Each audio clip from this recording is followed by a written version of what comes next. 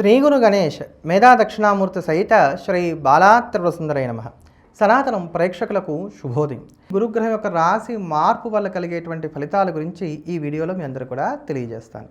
2026 June 2వ తేదీ నుంచి 2027 జూన్ ప్రాంతం వరకు కూడా, జూన్ మధ్యకాలం వరకు కూడా గురుడు కర్కాటక రాశిలోనే సంచారం చేస్తూ ఉంటాడు. మధ్యలో అతిచారం ఉన్నటువంటి కారణం చేత 31వ తేదీ అక్టోబర్ 2026 నుండి 24వ తేదీ జనవరి 2027 వరకు కూడా మీకు జన్మస్థానం అయినటువంటి సింహంలో సంచారం చేసి మళ్ళీ తిరిగి వెనక్కి కర్కాటక రాశిలోకి వెళ్తాడు. ఈ జన్మస్థానమైనటువంటి సింహరాశిలో గురుడి యొక్క సంచారం వచ్చినప్పుడు ఎలా ఉంటుందనేది మళ్ళీ అప్పుడు తెలియజేస్తాను. మొత్తం మీద ఇప్పుడు మీకు వ్యయ స్థానంలో 12వ ఇంట్లో గురుడి యొక్క సంచారం ఉంది కనుక ఈ 12వ ఇంట్లో గురుడి యొక్క సంచారం ఉన్నప్పుడు మీకు ఎటువంటి ఫలితాలు కలుగుతాయో ముందుగా తెలుసుకుందాం. ఈ 12వ ఇంట్లో గురుడి యొక్క సంచారం ఉన్నప్పుడు శుభమూలో వయశ్చైవ ప్రాణి విక్రయ దూషణం స్థానభ్రష్టంచ దారిద్ర్యం ద్వాదశ స్థానే గురువు అంటోంది శాస్త్రం.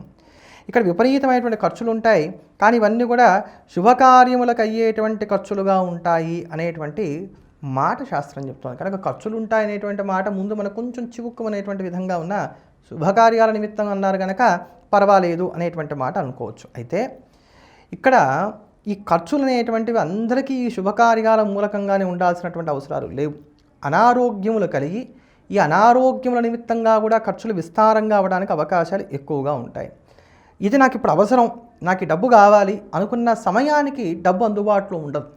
అందుకని సమయానికి ధనం మీకు సమకూరక కాస్త ఇబ్బంది పడేటువంటి స్థితి కూడా ఉంటుంది. స్థానభ్రష్టం, ప్రమోషన్స్ లాంటివి చేజారడానికి కూడా ఆస్కారాలు అనేటువంటివి ఎక్కువగా ఉంటాయి కనుక జాగ్రత్తగా ఉండాలి.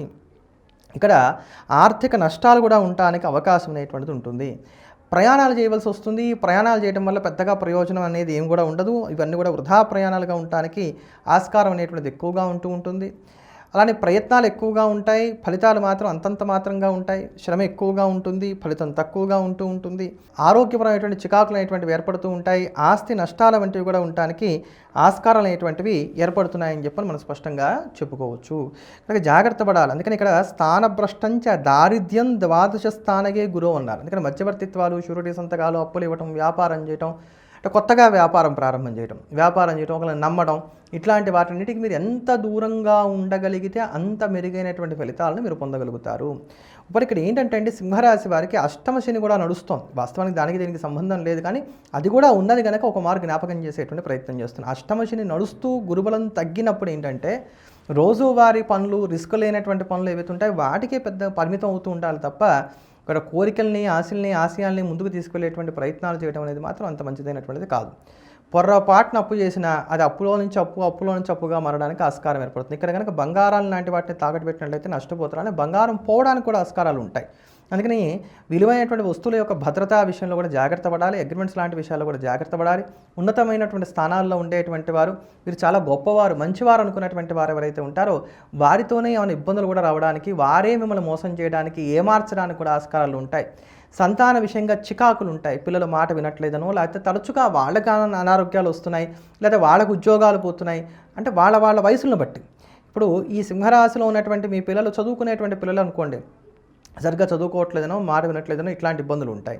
ఒకవేళ మీ పిల్లలు కొంచెం వయసులో పెద్దవారు ఉద్యోగాలు చేస్తున్నారు అనుకోండి, వాళ్ళకి ఉద్యోగాలు పోయినాయనో, లేకపోతే వాళ్ళు ఉద్యోగం చేస్తున్నా డబ్బు ఇంట్లో ఇవ్వట్లేదు, దుబారా చేస్తున్నాను, ఇట్లా మొత్తానికి ఏదో ఒక విధంగా పిల్లలతో కూడా చికాకులు ఉండడానికి ఆస్కారం అనేటువంటిది ఏర్పడుతుంది. కనుక ఖచ్చితంగా గురుగ్రహ శాంతులు చేసుకుంటూ ముందుకు సాగేటువంటి ప్రయత్నం చేయడం అనేది సింహరాశి వారికి మంచిది. నేను ఉన్నది ఉన్నట్టుగా చెప్తున్నాను, ఎందుకంటే మీరు జాగ్రత్త పడగలుగుతారు అనేటువంటి ఉద్దేశంతో ఇలా చెప్తున్నానే తప్ప మిమ్మల్ని ఎక్కడా ఇబ్బంది పెట్టాలి, అవస్థ పెట్టాలి అనేటువంటిది ఎంత మాత్రము కూడా నా ఇంటెన్షన్ కాదు. దయచేసి అర్థం చేసుకొని జాగ్రత్త పడండి. ఇప్పుడు మీకు మంచి మంత్రం చెప్తున్నాను. ఈ మంత్రానికి ఎటువంటి ఉపదేశము కూడా అక్కర్లేదు.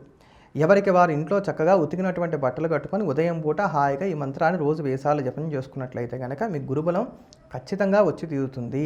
దీనివల్ల కష్టాలన్నీ పోతాయని నేను అన్నట్లు వీటిని తట్టుకొని నిలబడడానికి కావాల్సినటువంటి శక్తి అనేటువంటిది మీకు సమకూరడానికి గాను ఆస్కారం ఏర్పడుతుందన్నమాట.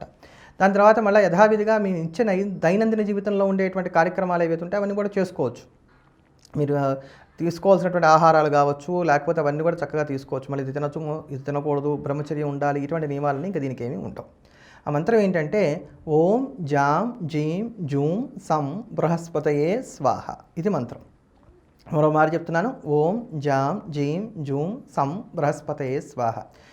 ఈ మంత్రం మేము జపం చేసుకోలేమండి అనుకునేటువంటి వారు ఎవరన్నా ఉన్నట్లయితే 6 నెలలకు ఒక మారుగా గురువుకి 16,000 జపం చేయించి చిన్న శనగలు అంటారు, చిరు శనగలు అంటారు, ఎర్ర శనగలు అంటారు, ఈ శనగల్ని 1 కేజీ పావు దానం ఇవ్వండి. చాలా చక్కటి ఫలితాలని అందుకోగలుగుతారు. మరో మంచి విషయంతో మళ్ళీ కలుద్దాం. ఎల్లప్పుడూ దేశాన్ని ప్రేమిద్దాం, దైవాన్ని స్మరిద్దాం. స్వస్తి.